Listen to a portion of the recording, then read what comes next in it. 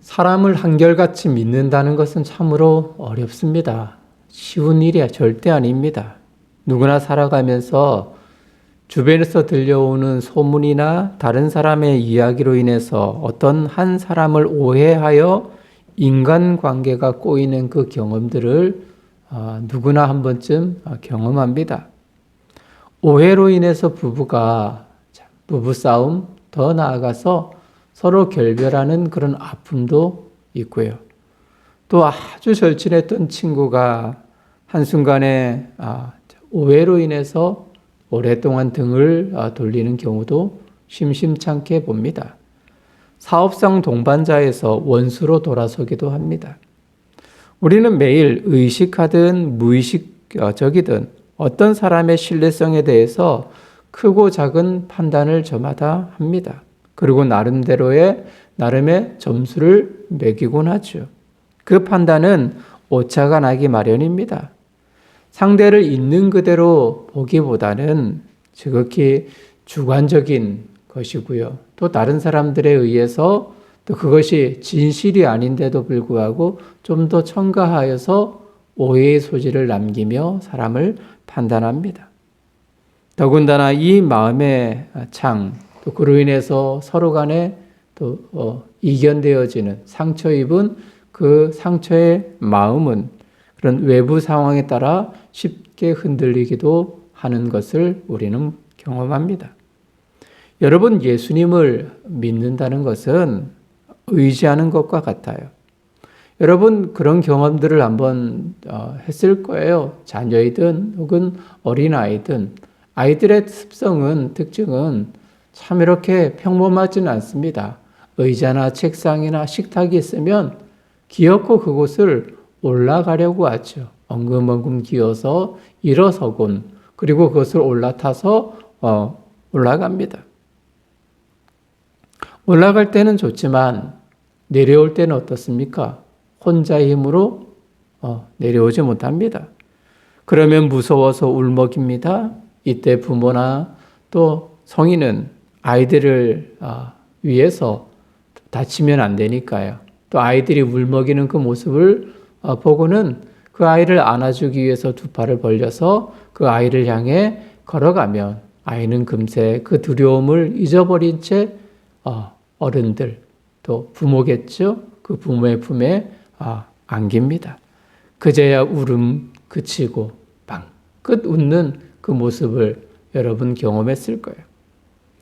인간이 죄악으로 가득 찬 세상에서 하나님 계신 천국을 향하여 하나님 나라를 향해 가려 하는데 낭떠러지와 같은 그 환경을 보며 두려워 다시 죄악의 세상으로 돌아가 버리는 그 우매한 사람들이 얼마나 많이 있습니까? 예수님의 십자가가 그 밑으로 죄악의 그 가득 찬 구렁텅이로 떨어지지 않도록 늘 붙들고 그 다리를 잇고 계신데도 불구하고 그 주님의 십자가를 의지하지 못하고 믿지 못하여서 죽음으로 인생을 마무리하는 영원한 죽음 속에 고통받는 그 영혼들을 우리는 봅니다. 사랑하는 성도님들, 참 믿음이 무엇일까요? 오늘 우리는 부활절을 맞이하여서 부활의 그 영광 속에 하나님이 정말 우리 영혼을 향하여서 바라시는 참 믿음이 무엇인가를 함께 고민하면서 그 은혜 속에 거하기를 간절히 원합니다. 여러분, 베다니라는 동네를 여러분 생각하면 어떤 사람이 떠오릅니까? 베다니 하면 나사로, 베다니에 살고 있는 나사로. 여동생이 있었죠? 하나는 마르다였고요. 또 한 동생은 마리아였습니다.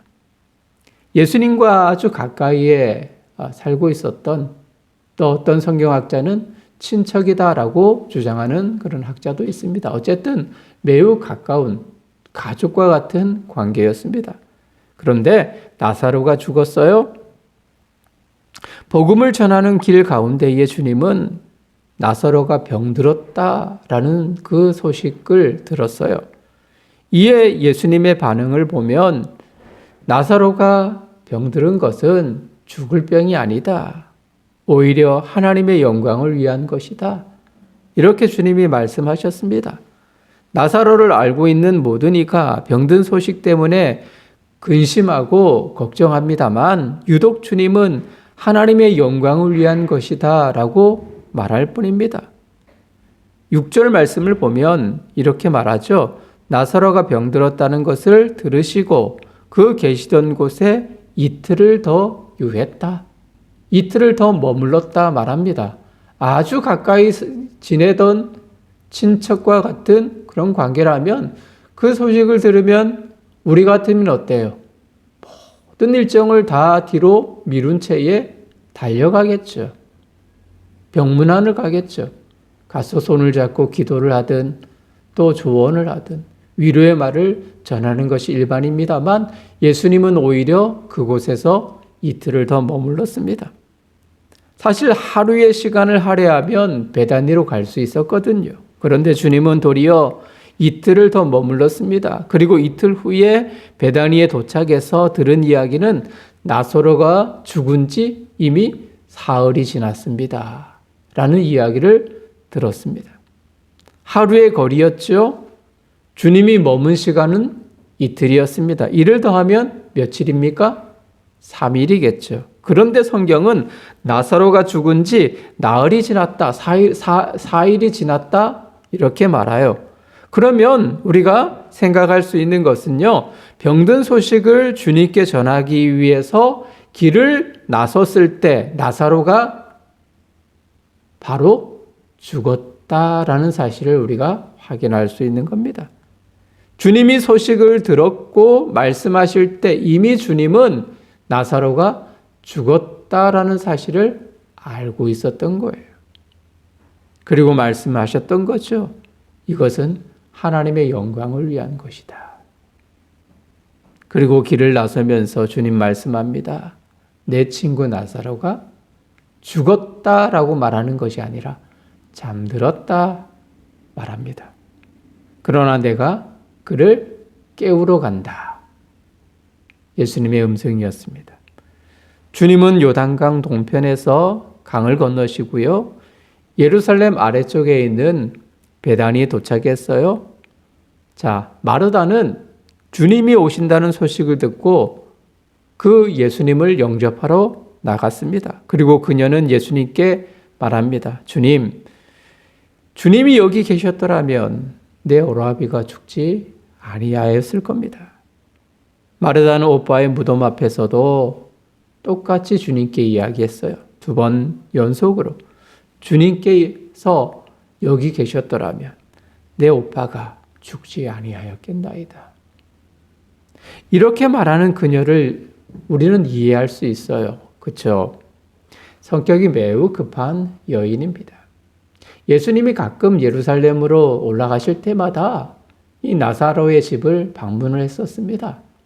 그럴 때마다 이 마르다는 예수님께 좀 더 맛난 음식을 대접하기 위해서 요리를 하기 위해서 매우 분주했습니다. 그러나 동생은 그렇지 않았거든요.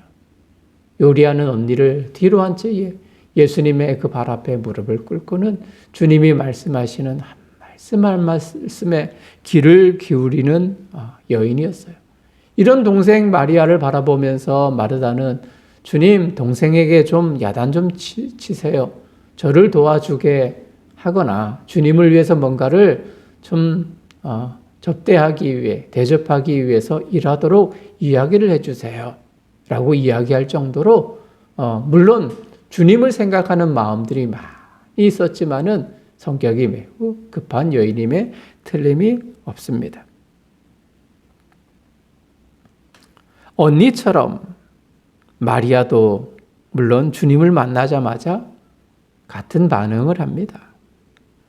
신앙이 있건 또 그렇지 않건 성격이 마르다처럼 외향적이든 마리아처럼 내성적인 그 성격을 지니는 사람이건 사랑하는 사람의 죽음 앞에서는 어쩔 수 없는 것 같아요. 슬픔이 크면 아픔이 크면 주님의 그 위대하심을 온전히 바라볼 수 없는 환경적 요인에 사로잡혀 있을 수밖에 없는 것이 인간, 사람의 모습입니다. 그래도 긍정적인 부분은 먼 훗날에 육체의 부활을 믿고 있었던 그 두 여인의 그 모습을 볼 수 있죠. 이것이 긍정적인 부분입니다. 사랑하는 성도님들, 여기 나타나는 두 자매처럼 우리의 한계가 있습니다. 환경이라는 것은 참으로 참 무시하기 힘들어요.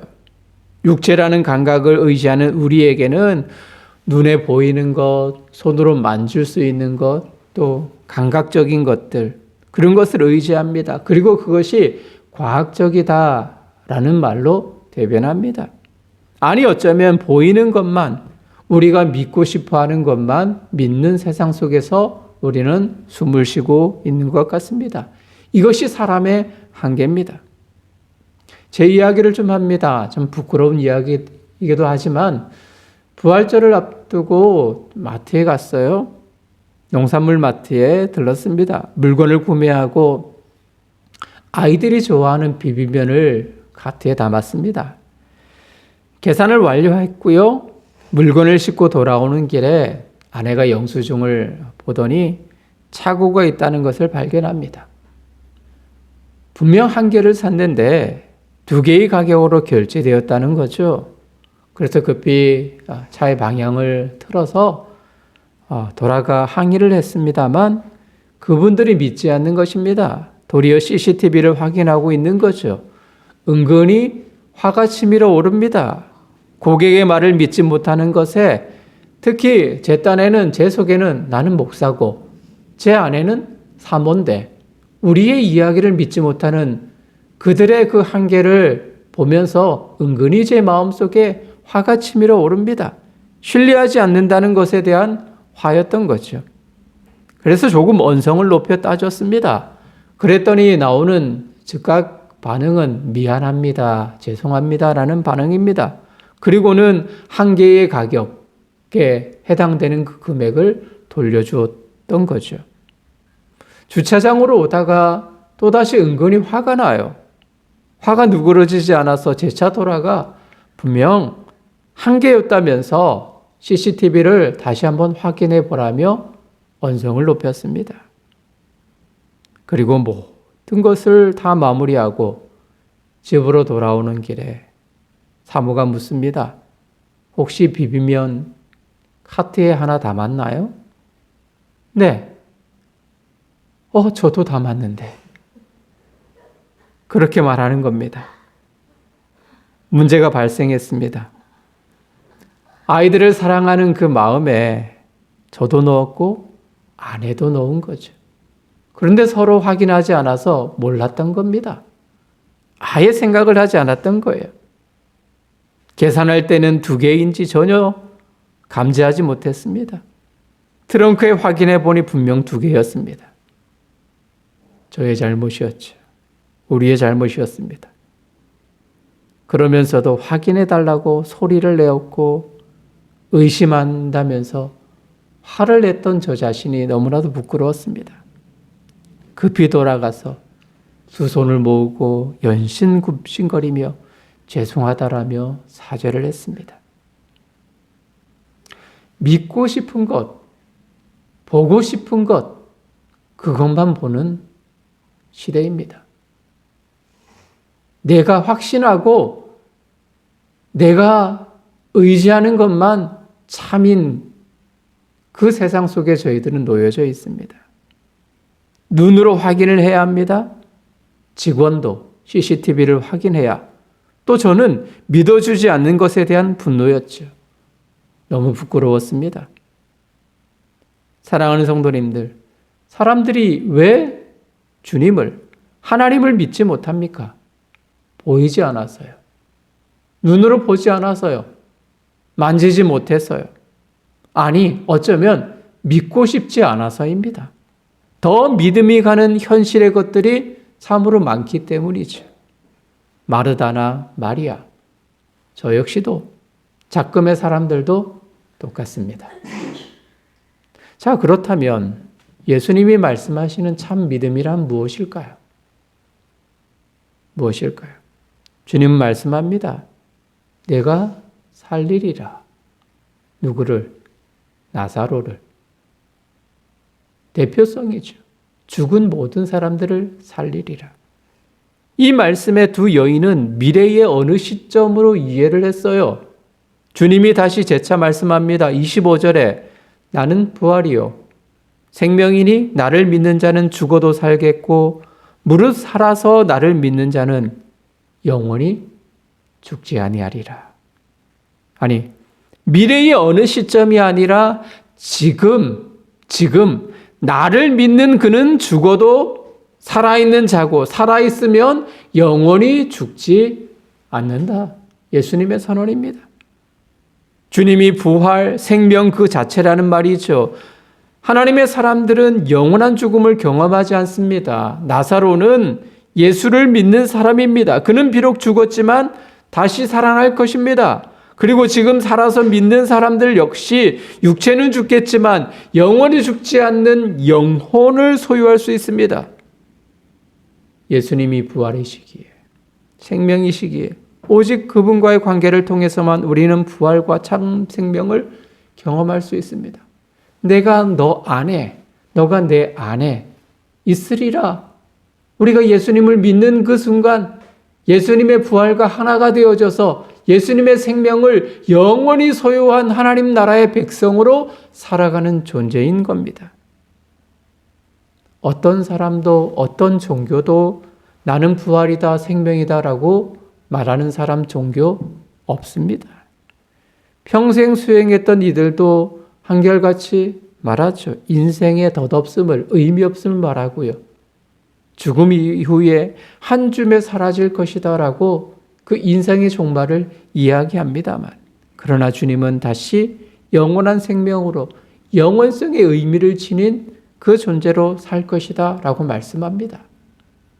예수를 믿고 부활을 의지하는 그 영혼에게는 지금부터 영원까지 살 것이다. 비로소 마르다는 다시 반응합니다. 27절을 볼까요? 이르되 주여 그러하외다. 주는 그리스도시요 세상에 오시는 하나님의 아들이신 줄을 내가 믿나이다. 주님이 원하시는 믿음이 무엇인지를 발견할 수 있어요. 주는 그리스도이심을 믿고 그 믿음입니다. 여러분 이와 똑같이 고백한 사람을 기억하죠? 누가 생각나나요? 베드로입니다. 가이사랴 빌립보 지역을 참 여행하다가 예수님께서 세상의 많은 사람들을 보면서 세상의 사람들이 자신을 더 선지자로 이야기하는 그 이야기를 듣고는 제자들에게 너희는 나를 누구라고 생각하느냐 물었죠. 베드로는 즉시로 말합니다. 주는 그리스도시요 살아계신 하나님의 아들입니다. 가이사랴 그 지역이, 빌립보 지역이 로마 황제를 위해서 수많은 신상들이 즐비했던, 만들어 놓았던 그 장소입니다. 세상에 많은 이방 신전들이 있는 그곳에서 베드로는 주님을 향해서 영원한 유일한 하나님의 아들이요 하나님이심을 고백했던 거죠. 마르다 그리고 마리아의 처음 고백을 여러분 알 거예요. 주님이 여기에 있었더라면. 그리고 유대인들도 소경도 고친 이가 병든 사람을 고칠 수 없더냐. 의심의 눈으로 주님을 바라볼 뿐입니다. 비아냥거립니다. 현실적이고요. 눈에 보이고 만질 수 있고 그런 것만을 원합니다. 여러분 이것은 믿음이 아니에요.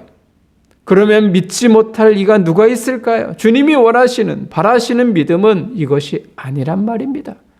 믿지 못할 상황이라 해도 가능성 없고요. 믿지 않는 세대 속에서도 신뢰하고 의지하는 겁니다. 특히 무엇을? 부활을, 예수님의 살아나심을, 우리의 살아날 것을, 우리의 영원히 살아갈 그 진실을 의심의 눈이 아닌 진실로 받아들이는 겁니다. 멀리 계셔도 주님이라면 말씀하시면 능히 죽은 자도 병든 이도 상처 입은 이도 회복될 수 있고 영원히 살 수 있다는 것을 믿는 그 믿음, 그 믿음을 주님이 원하십니다. 누가복음 7장 보면 로마 관료였던 백부장이 나타납니다. 그의 수하에 있는 하인이 병들었습니다. 하인이라는 것은 재산의 일부입니다. 소중히 여기지 않아도 될 사람입니다. 그런데 그의 생명을 고히 여겼던 백부장은 사람을 보냅니다. 특별히 유대 장로들이 친히 길을 나서서 예수님께 나아갑니다. 놀라운 사실입니다. 유대 장로들이 로마 관료였던 백부장을 대신해서 예수님을 찾아간다? 있을 수 없는 것입니다. 그만큼 도덕적으로 순결하고 믿음이 있었던 백부장이다라는 사실을 우리가 감지할 수 있어요. 그리고 친히 백부장이 예수님을 만나서 제 수하에 있는 하인이 병들었다는 것을 이야기를 하죠. 예수님이 즉시로 백부장의 집으로 발길을 돌려 옮기려고 할 때에 백부장은 예수님께 이렇게 말씀을 드립니다. 주님, 수고하실 필요가 없습니다. 저는 주님을 제 집에 모셔드릴 자격이 하나도 없습니다. 주님, 말씀만 하시면 내 종을 낫게 하실 수 있나이다. 얼마나 숭고한 믿음입니까? 주님이 말씀만 하시면 병들었던 내 하인이 낫겠습니다. 라는 고백입니다. 주님이 칭찬하죠. 이만한 믿음을 내가 보지 못하였노라. 언제나 기쁨으로 얼굴이 빛나는 꽃장수 할머니가 있었습니다. 늘 그것을 궁금해하던 한 단골 손님이 어느 날 할머니께 여쭙죠.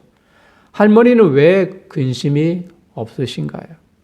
천만에요. 저에게도 사람들처럼 많은 근심이 있습니다. 역경과 고통이 수없이 많았답니다. 그런데 어떻게 그렇게 매일 기쁨의 얼굴로 꽃을 팔 수 있습니까? 할머니 말합니다. 3일의 비밀을 가지고 인생을 살아가기 때문입니다. 3일의 비밀이란요. 3일의 비밀이란 걱정거리가 생길 때마다 하나님께 기회를 드리고 3일을 기다리는 것입니다. 이는 무덤에서 3일 만에 다시 살아나신 그 주님을 믿는 믿음과 같습니다. 때론 숫자대로 3일이 아닐 수 있지만 주님의 부활 원리는 늘 똑같습니다. 그래서 저에게는 어떤 암과 같은 고난일지라도 광명의 얼굴로 살아갈 수 있답니다.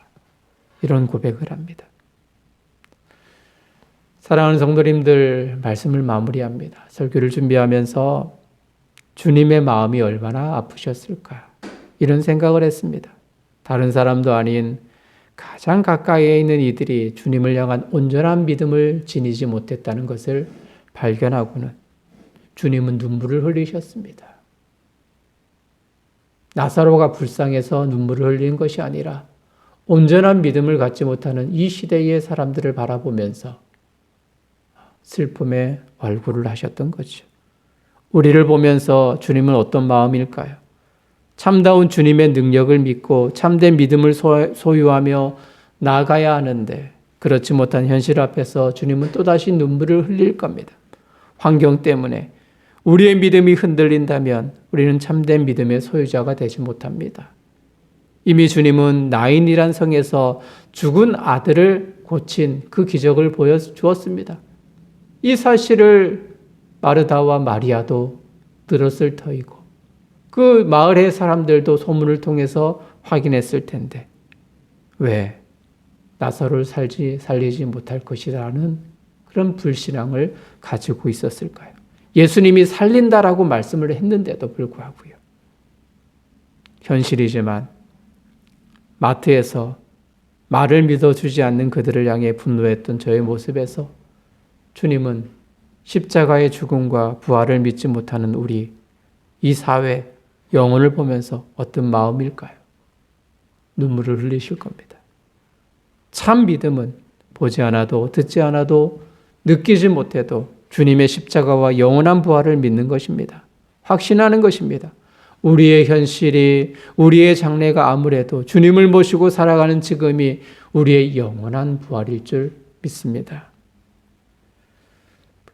근본 부활은 저에게 큰 의미가 있어요. 저는 다시 생명을 얻은 사람이거든요. 물론 육신의 생명이지요. 영혼의 생명은 영원히 죽지 않는 주님과 함께하는 생명이겠죠. 교회를 이전하면서 은행의 횡포, 물론 당연한 거지만 어려움을 겪었습니다. 잔금을 치를 때에 한 4천만 원 정도가 부족했다는 것을 여러분 알면서 함께 우리는 기도를 했습니다. 그러면서 저는 사실 오랫동안 준비했고요. 부었던 생명보험을 해지를 했었습니다. 참 꽤 많은 금액이었습니다. 부족하지만 하나님은 그 정성과 또 그 마음을 보시고 근본에 다시금 생명을 허락해 주셨습니다. 다시 살아갈 수 있도록 물론 이 세상에 사는 것보다 천국 가는 것이 하나님 나라 가는 것이 더 좋은 것이지만 그래도 이 땅에서 예수의 복음을 전하고 부활을 증거할 수 있는 기회를 주님이 허락해 주셨습니다. 내가 지닌 것, 내 소유 잠깐 빌려 쓰는 것입니다. 생명도 똑같아요. 우리의 진짜 생명은 주님께 있습니다. 단지 주님이 허락하시면 내 자녀마저도 내 물질마저도 사업도 직장도 관계도 감사함으로 사용하면 되고요. 이런 과정 가운데 주님과 함께 영원한 나라를 소명하면서 주님의 부활을 믿음으로 고백하는 것이 우리의 참 믿음인 것입니다. 온전히 신뢰하는 것, 의지하는 것. 주님이 오늘 본문을 통해서 우리에게 부활절을 맞이하는 우리에게 그것을 요구하신 거예요. 우리의 마음에는 우리의 신앙은 우리의 현 주소는 무엇입니까? 눈에 보이는 것, 믿고 싶은 것, 그것만 의지합니까? 보이지 않아도, 만져지지 않아도 주님은 영원한 우리의 생명이요, 부활이요. 우리 역시 주님과 함께 영원한 하나님 나라의 소망으로, 주역으로 살아갈 것을 우리의 마음속에 깊은 곳에 울려 퍼지는 믿음으로 고백하는 저와 여러분들 되시기를 주님의 이름으로 축복합니다.